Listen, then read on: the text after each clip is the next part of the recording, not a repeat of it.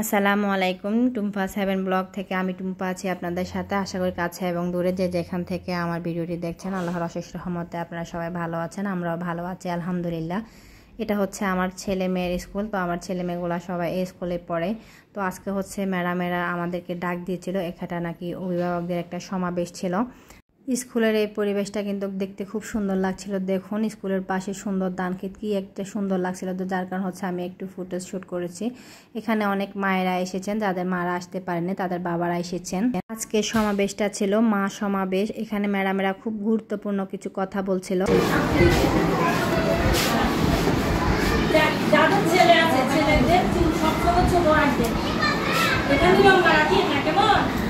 আর আমি কাট দিয়ে তারপর আপনারা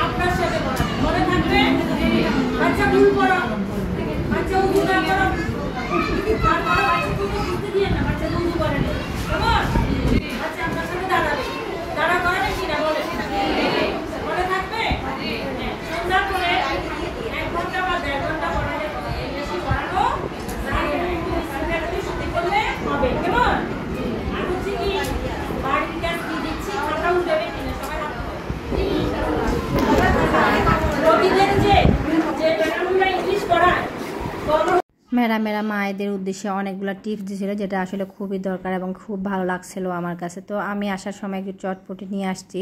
আমার ছেলে আর ছোটো মেয়ে হচ্ছে বাজারেই খাইছে, মানে যেখানে চটপটি বিক্রি করতেছে সেখানে খাইছে। তো আমি যেহেতু ওখানে দাঁড়াই খেতে পারবো না, আমি আমার জন্য একটা পার্সেল বাড়িতে নিয়ে আসছি।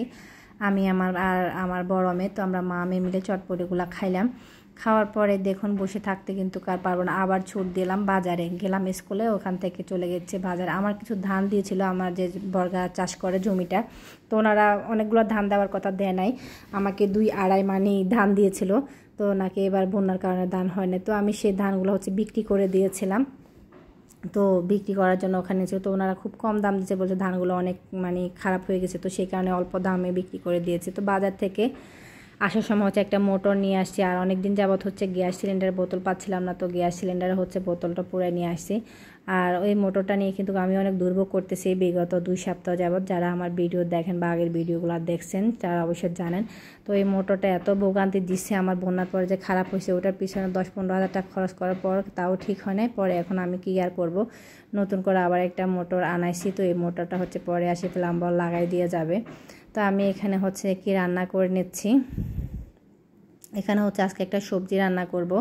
তো এখানে পেঁয়াজ আর হচ্ছে তার সাথে আদা রসুন দিয়ে একটু হালকা ভেজে নিয়েছি। ভেজে নেওয়ার কাঁচামরিচ আর টমেটো দিয়ে দিচ্ছি, সেটাও একটু ভেজে নিচ্ছে। এখন এখানে দিয়ে দিলাম কিউব করে কেটে রাখা আলু। পেঁয়াজটা কিন্তু ভালোভাবে বাছতে হবে। পেঁয়াজের সাথে যে আদা রসুনটা দিয়েছি সেটাও কিন্তু ভালোভাবে বাছলে খুব সুন্দর একটা ফ্লেভার আসবে, আর এই ভাজিটা কিন্তু টেস্টটা অনেক বেড়ে যাবে। আমার কাছে এই ভাজিটা এভাবে করলে খুব ভালো লাগে। তো তা আপনারা যদি ভালো লাগে এভাবে করতে পারেন। তো আমি এখানে দিয়ে দিলাম হচ্ছে হাফ চা চামচ গরম মশলা গুঁড়া, হাফ চা চামচ হলুদের গুঁড়া, হাফ চা চামচ মরিচের গুঁড়া, হাফ চা চামচ দিয়েছি আমি লবণ, দিয়ে সবগুলো হচ্ছে এখানে আমার আগে একটু ভাজার তেল ছিল তো সেখানে লবণ ছিল, তো আমি এখানে লবণটা কম করে দিয়েছি, পরে আবার হচ্ছে একটু চেক করে নিয়ে দেখব। তো সবগুলা দিয়ে আমি কাঁচামরিচটা দিয়েছি ঝালের জন্য। খুব বেশি মশলা ভাজিতে সবজি ভাজিতে ব্যবহার করলে ভালো লাগবে না। তো আলুটা ভালো করে হচ্ছে মশলার সাথে কষিয়ে ভেজে নিয়েছি। এখন হচ্ছে বরবটি, বাট এটা আমাদের অঞ্চলে লাউও বলে, তো বরবটি বললে হয়তো সবাই ভালো চিনবেন। তো আর সাথে হচ্ছে একটু পেঁপে তো দিয়ে আমি আবারও এগুলো একটু আলুর সাথে ভেজে নিয়েছি। তো আজকে এই সবজি ভাজিটা হচ্ছে আমার আলু, পেঁপে আর বরবটি দিয়ে একটা ভাজি। এটা কিন্তু খেতে খুব ভালো লাগে, আর এই ধরনের মিক্স সবজিগুলো আমার কাছে অত্যন্ত ভালো লাগে। আপনাদের কার কাছে কীরকম লাগে যায় না, যদি কারো কাছে ভালো লাগে আমার মতো কমেন্ট করে জানাতে পারেন। আর এছাড়া হচ্ছে যে কি এখানে আমি হচ্ছে যে ভাজিটা করে নিয়েছি, এটা কিন্তু সাদা ভাতের সাথেও ভালো লাগে, পোলাওর সাথেও ভালো লাগে, আবার হচ্ছে রুটি আর পরোটার সাথে খুব ভালো লাগে এই ভাজিটা এভাবে করলে। আমি এটা প্রায় সময় করি, যখনই আমার বাসায় মেহমান আসে তখনও করি, আবার নিজে খাওয়ার জন্য করি। তো আজকে এটা আমি হচ্ছে পোলাওর সাথে খাবো এই সবজি ভাজিটা। আমার ভিডিওগুলো যদি আপনাদের ভালো লাগে লাইক কমেন্ট শেয়ার করবেন, সাবস্ক্রাইব করে চ্যানেলের পাশে থাকবেন, আর ফেসবুক পেজ থেকে দেখে থাকলে পেজটাকে ফলো দিয়ে রাখবেন। আর আপনারা অবশ্যই অল অপশনটি সিলেক্ট করে রাখবেন, পাশে ঘন্টিটি যদি বাজিয়ে রাখেন, সেই ক্ষেত্রে আমি যখনই ভিডিও ছাড়বো আপনার কাছে এর নোটিফিকেশান পৌঁছে যাবে। আপনি যদি এই ধরনের ভিডিওগুলো আরও দেখতে চান বা পছন্দ করেন তাহলে অবশ্যই অল অপশনটি সিলেক্ট করে রাখবেন। আমি আলুগুলো একটু দেখে নিয়েছি, আমার আলুটা খুব সুন্দরভাবে সিদ্ধ হয়েছে, আর বরবটি আর পেঁপে তো এমনি তাড়াতাড়ি সিদ্ধ হয়ে যেত, সেটাও সিদ্ধ হয়ে গেছে। আমার সবজিটা ভাজি হয়ে গেছে, আমি এখন এটা নামিয়ে নিচ্ছি।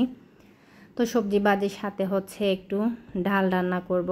তো ডালটা আমি নর্মালি আমরা যেরকম ডাল রান্না করি সেভাবে রান্না করে নেব। ডালের সাথে একটু পানি, হালকা হচ্ছে একটু পেঁয়াজ, রসুন, একটু কাঁচামরিচ আর একটু টমেটো দিয়ে ডালটা চুলার আঁচে একদম লোতে বসাই দেবো। সাথে একটু তেজপাতা দিয়ে দিচ্ছি, ডালের সাথে তেজপাতা দিলে কিন্তু খুব ভালো লাগে তেজপাতার গ্রানটা। তো আপনাদের কাছে ভালো লাগলে স্কিপ করবেন, আমার কাছে ভালো লাগে আমি দিই, বা আমাদের অঞ্চলে সবাই দেয়। এখানে দিয়ে দিলাম আমি হাফ চা চামচ হলুদ গুঁড়া, একটু লবণ। হলুদ আর লবণটা কিন্তু ডালে খুব বেশি হলুদ দিলে ভালো লাগে না, তবে লবণটা ঢালেন ঠিকঠাক মতো না দিলে ডালের স্বাদটা ভালো আসে না, তো অবশ্যই দেখে দেবেন। দিয়ে ওইদিকে চুলায় হচ্ছে ডালটা হয়ে গেছে, আমি সেটা নামিয়ে নিয়েছি, আর আমরা মোটামুটি দুপুরে খাওয়াটাও হয়ে গেছে। ডালটা আর কিছুই করার দরকার নেই, ওভাবে একটু সিদ্ধ হয়ে গেলে ডাল ঘুটনি দিয়ে একটু ঘুটে নিয়ে বা ভেঙে নিয়ে একটু তেল বাগার দিয়ে দিলে হয়ে যায়। তো আমি এখানে হচ্ছে সকালে একটু খোলা যে পিঠা করেছিলাম সেই পিঠার একটু ডো রয়ে গেছে। তো হচ্ছে যে কি ডোটা যখন রয়ে গেছে, আমি প্রায় সময় এটা করি, তো আপনাদের সাথে ওই টিপসটা শেয়ার করলাম, হয়তো অনেকের কাজে লাগতে পারে। ওই ডোটার সাথে আমি সামান্য একটু আটা আর চিনি দিলে এরকম খুব সুন্দর পিঠা হয়ে যায়। এই পিঠাটা আমাদের এখানে হচ্ছে আঞ্চলিক ভাষা হুয়া পিঠা বা কুয়া পিঠা বলে, কুয়া পিঠা বলা হয়, আচ্ছা যাক কুয়া পিঠা বলা বা তালে পিঠা বলতে পারেন। এই পিঠাটা কিন্তু খুব মজা। তো এমনি আমি যখন এই পিঠার ডোটা তৈরি করি, আমার এই পিঠা মনে হয় কেন জানি ডোটা ঠিকঠাক মতো হয় না, বা পিঠার টেস্টটা ঠিকঠাক আসে না, কিন্তু আমি যখন খোলা পিঠার ডো দিয়ে এই পিঠাটা তৈরি করি এটা কিন্তু খুব সুন্দর হয়। আর এটা ভিতরটা কীরকম হয়েছে আমি দেখি, লালচে কালার হচ্ছে, খুব সুন্দর করে ভেজে নিয়েছে। আর খেতে কীরকম হচ্ছে এটা যদি যারা খান তারা জানে পিঠা কিন্তু খেতে মজা হয়। আর দেখুন ভিতরটা কিন্তু একদম ক্রিস্পি হয়েছে। তো আপনি যদি এই পিঠাটা খোলা পিঠার ডো ছাড়া যদি আপনি তৈরি করতে চান তাহলে কি করবেন, একটু আটা সাথে একটু চিনি আর পর্যাপ্ত পরিমাণ পানি দিয়ে সাথে একটু লবণ দিয়ে একটু মেখে নিলেই, একটু যেরকম তেলের পিঠা তৈরি করে ব্যাটার তৈরি করে তেলে ভেজে নিলে হয়ে যাবে। তো এটা হচ্ছে ওই দিন রাতের বেলা। তো রাতের বেলা হচ্ছে আমি যেটা করব, আমার ছোট মেয়েটার হচ্ছে কি পায়জামা নাই, তো আমি টুকটাক সেলাই করতে পারি, খুব বেশি সেলাই আমি করি না বা করতে পারিও না। তো মাঝে সাঝে নিজের জন্য হালকা একটু সেলাই করি বা ছেলে মেয়ের জন্য। তো এই মেয়েটা হয় কি ওটা বাজারের জিনিস পরতে পারে না, বাজার থেকে যদি ওর জন্য কোনো প্যান্ট নিয়ে আসি, পায়জামা নিয়ে আসি, ওটা যতই লুজ হোক ওটা ওর কাছে ফিটিং মনে হয়, ও মানে অস্বস্তি ফিল করে, ঘ্যান ঘ্যান ফ্যান ফ্যান করে। তো এরকম করার কারণে আমার বিরক্ত লাগে। তো আমি ভাবলাম যে আমি ওকে একটু পাজামা বানাই দিই। তো এই কাপড়টা ঘরেই ছিল, গরমের জন্য কোনো একটা কাজে কিনেছিলাম, তো এখন ওর জন্য হচ্ছে এটা দিয়ে একটা পায়জামা তৈরি করে দিই। তো আমার হচ্ছে সময় হয় না 2-3টা বেবি দেখা, সংসারে অন্য কাজ করা, এর ভিতর হচ্ছে দেখুন আমি একা হাতে একবার বাজার গেলাম, একবার ঘরে কাজ করলাম, একটা মেকানিক আসলে সেটাও আমাকে দেখতে হয়, এরপর হচ্ছে ডাক্তার কাছে যাইতে, মানে সব কিছু মিলাই হচ্ছে কি রান্নাবান্না এত কিছু মিলাই হচ্ছে সেলাই করাটা আসলেই সম্ভব হয় না, আমার জন্য খুব কষ্টকর হয়ে যায়, যার কারণে আমি হচ্ছে সেলাইগুলো হয়তো করতে চাই না বা আমি করতে পারি না, ভালো লাগে না। তো তারপর টুকটাক কিছু কাজ আছে যেগুলো হয়তো বাইরের টেলার দিয়ে হয় না, তো সেগুলো হচ্ছে করার চেষ্টা করি ফাঁক করে অবসর সময়।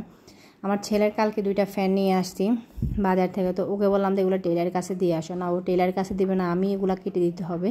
ছেলেদের টাকনুর নিচে ফ্যান পরা হারাম, তো আমি সবসময় আমার ছেলের ফ্যানগুলো আনার পর হচ্ছে টাকনুর উপর করে কেটে দিই, কারণ অ্যাডজাস্টভাবে ফ্যান পাওয়া যায় না। হয়তো কোমর হলে দেখা যায় যে কি হাঁটুর দিকে হয়তো একটু ইয়ে হয়ে যায়, আবার হয়তো যে কোমরটার ফিটিং হলে শর্ট ফ্যান কিনতে গেলে হয়তো কোমর ফিটিং হয়ে যায়, তো সব কিছু মিলাই হয় না। তো আমি একটু বড় সাইজের ফ্যানগুলো কিনে ওগুলো হচ্ছে টাকনু পর্যন্ত হচ্ছে কেটে দিই। টাকনুটা কিন্তু গুজেও পরা যায় না, টাকনুর উপর কিন্তু ফ্যান অনেকে গুজায় পড়ে, মানে বোটে পড়ে আর কি, তো এটাকে আপনার কী বলেন জানেন, ভাঁজ দিয়ে পড়া, তো সেটাও কিন্তু ছেলেদের জন্য ঠিক না, হারাম, ওইটাও জায়েজ নয়। তবে উত্তম হচ্ছে ফ্যানটাকে নিচে দিয়ে কেটে ফেলা, তো সেই কারণ হচ্ছে আমি কেটে দিই। আগে জানতাম না বোটে পড়তো, তো এখন হচ্ছে আমি কেটে দিই।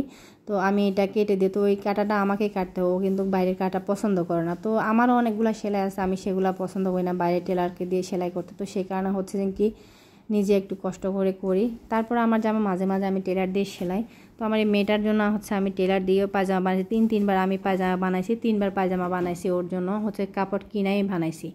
তাও কেন জানি টেলাররা ছোটো করে ফেলা, বোঝানো ঠিকঠাক মতো হয় না, ও এটা পছন্দই করে না। তো আমি একটু সেলাই করলেও একটু বেশি পছন্দ করে, যার কারণ হচ্ছে আমি এটা কেটে নিচ্ছি, আর হচ্ছে খুব ভালোভাবে একটু লুজ করে, ওর থেকে কিন্তু অনেকটা বড় যে পাজামাটার মাপ নিয়েছি এর থেকে অনেকটা বড় মাপ নিয়ে বড় করে সেলাই করার চেষ্টা করতেছি। তো আমি কীভাবে পাজামাটা কেটে নিয়েছি, তো সম্পূর্ণটা তো আপনারা দেখে বুঝতে পারছেন আমি নতুন, বাট আমি খুব বেশি সেলাই পারি না, আপনাদেরকে যে সেলাই সম্বন্ধে ডিটেলসটি বলবো, আমি যেটা পারি যেভাবে কাটি একটু ওভাবে একটু কেটে নিয়েছে। আপনারা নতুন হলে অবশ্য কিছু শিখতে পারেন, পুরাতন হলে তো এগুলো আপনাদের আমার থেকে ভালো জানা, হয়তো ভালোভাবে সেলাই করতে পারবেন। এতক্ষণ যদি ভিডিওটি দেখে আপনাদের কাছে একটু হলেও ভালো লাগে, একটা লাইক তো দিতে পারেন।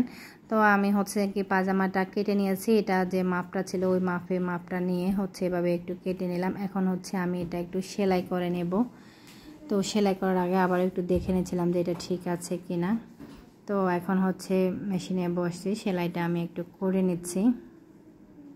এটা হচ্ছে কি যে আমরা কাপড় কাটার সময় উল্টা পিঠে কাটি, তো ওইভাবে আমি উল্টা পিঠে 2টা পাশ একটু জোড়া দিয়ে হচ্ছে সেলাই করেছি। আমার মেশিনটা আবার অনেক সমস্যা করে, আমি জানি না মেশিনে সুতা ওঠে, বাট মেশিন ঠিকঠাক চলে না। আসলে আমি নতুন, বললাম না, খুব বেশি সেলাই করি না, আর আমি মেশিন সম্বন্ধে খুব বেশি বোঝে না। যদি কেউ মেশিন সম্বন্ধে বুঝে থাকেন বা সেলাই সম্বন্ধে কেউ হয়তো যদি একটু আমার থেকে ভালো বোঝেন, তাহলে অবশ্যই আমাকে একটু কমেন্ট করে জানাতে পারেন যে আসলে সেলাইয়ের ক্ষেত্রে যে সেলাইটা ইজিলি উঠে না, এটা আসলে কীরকম উঠে না। আর আমার এই ভিডিওটা যদি কোনো আপু দেখে থাকেন বা উনি এই টিউটোরিয়ালে ভিডিও দেন, তাহলে অবশ্যই আমার কমেন্ট সেকশানে এসে একটা কমেন্ট করে রাখতে পারেন, সেক্ষেত্রে হচ্ছে আমি হয়তো ওই টিউটোরিয়ালটা দেখে নিতে পারবো। আমার এমনি সেলাই সমস্যা হয় না, আমি যখন মেশিনটা প্রথমে নিই তখন আমি কিন্তু সেলাইটা খুব বেশি করতে পারতাম না, মোটামুটি করতে পারতাম, তো তখন থেকে হচ্ছে মেশিনের সমস্যা। আর আমি অনেক দিন পর মেশিনে বসি, তো তখন হচ্ছে সেলাইটা হয়তো ঠিকঠাক ওঠে না, ঝামঝামদার অনেক সময় কি জানি করে, যেটা সেলাই করেন এটা বুঝতে পারবেন, হুপ সারা, বাট মানে কীরকম একটু সেলাইগুলো ওঠে, তো অনেকটা আনইজি লাগে। রিল্যাক্স হলে মেশিনটা যেরকম হয় সেরকম না। তো আমি যাই হোক একটু সেলাই করে নিয়েছি, একদম খারাপ উঠে সেরকম না, মানে যারা সবসময় সেলাই করে তাদের মেশিনগুলো দেখে একদম ইজি থাকে, খুব সুন্দর থাকে, তো সেরকম আর কি। হয়তো একটু অনেক দিন পর করি, তো আমার মনে হয় এই কারণে হচ্ছে এই সমস্যাটা হয়। তো আমি এক এক সময় হয়তো 2-3 মাসও বসি না, সময় পাই না, আবার এক সময় হয়তো বসলে কয়েকদিন টানা বসি। তো আমি এখানে প্যান্টটা সেলাই করে নিয়েছি, আর প্যান্টের যে কোমরের মাপটা ছিল আগের প্যান্টের কোমরের, সেই মাপটার অনুযায়ী আমি একটু রাবারটা নিয়েছি, একটু বড় নিয়েছি, যেহেতু বললাম না আমার মেয়েটা একটু রিল্যাক্স পড়তে পছন্দ করে, তো সেই কারণে একটু কোমর মাপটা দিয়ে একটু বড় নিয়েছে। আপনারা যদি কখনো সেলাই করেন তো অবশ্যই ওর কোমরের মাপটা যে পরিমাণ হয় সেই পরিমাণে রাবারটা দিয়ে দিন, তাতে একটু রিল্যাক্সে হয়তো পড়তে পারবে। কোমর মাপের থেকে যদি ছোটো নেন তাহলে কিন্তু ফিটিং হয়ে যাবে, আর যদি একটু বেশি বড় নেন সেই ক্ষেত্রে লুজ হয়ে যাবে। তো মাপ অনুযায়ী হচ্ছে রাবারটা নিলে রিল্যাক্স থাকে বাচ্চারা একটু, আমার মেয়ে যেরকম পছন্দ করে আর কি। তো আমি হচ্ছে যে কি ওর কোমরে রবারটা হচ্ছে লাগাই নিছি, রবারটা লাগাই হচ্ছে সুন্দরভাবে সেলাই নিচ্ছে, আমার প্যান্টটা সেলাই হয়ে গেছে। তো দেখুন আমার মেয়েটা একটু পরে আপনাদেরকে দেখাবো যে আসলে ওর কীরকম হয়েছে, ওর কীরকম ফ্যান পছন্দ। ওটা কিন্তু পেয়েও অনেক খুশি, আর এটা পরতে ওর কাছে অনেক আরাম লাগছে, আর ও অনেক রিল্যাক্স ফিল করছে। খুব বেশি না পারলেও ছেলে মেয়েদের জন্য একটু করতে পারি সেটাই অনেক, এটা কিন্তু ওরা খুব পছন্দ করে আর খুব ভালো লাগে, ওরা খুব আরাম পায়, ও এটা পরে খুব আরাম পায়, সেটা ভেবেই ভালো লাগে। তো ভিডিওটি আপনাদের কেমন লাগছে আশা করি আপনারা অবশ্যই জানাবেন ভিডিওটি কেমন লাগলো। তো আজকের ভিডিওটি এই পর্যন্তই, পরবর্তী ভিডিও দেখার আমন্ত্রণ জানিয়ে আজকের মতো এখানে বিদায় নিচ্ছি। বিদায় নেওয়ার আগে আমার মেয়েটা আপনাদের দেখিয়ে দিচ্ছে ও প্যান্টটা পরছে কীরকম হয়েছে। আল্লাহ হাফেজ।